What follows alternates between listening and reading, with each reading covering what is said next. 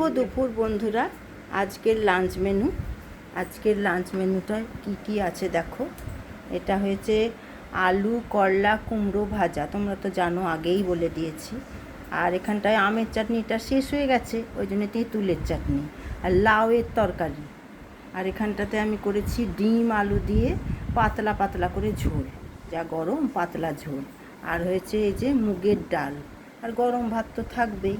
আর এই দেখো খাবার শেষে আছে, এই দেখো আঙুর, তরমুজ আছে। আজকে আমি সময় পেলাম না, তরমুজটা কাটতে পেলাম না, তরমুজটা কাটিনি।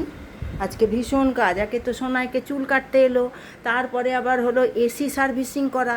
এত খিচিবিচির মধ্যে আমি কোনো রকম করে রান্না বান্না সেরে নিলাম। ওর তো তাড়াতাড়ি খাওয়া চাই, ওর তো 12টার মধ্যে ভাত চাই, ওই জন্যে আবার তখন চেঁচামেচি করবে।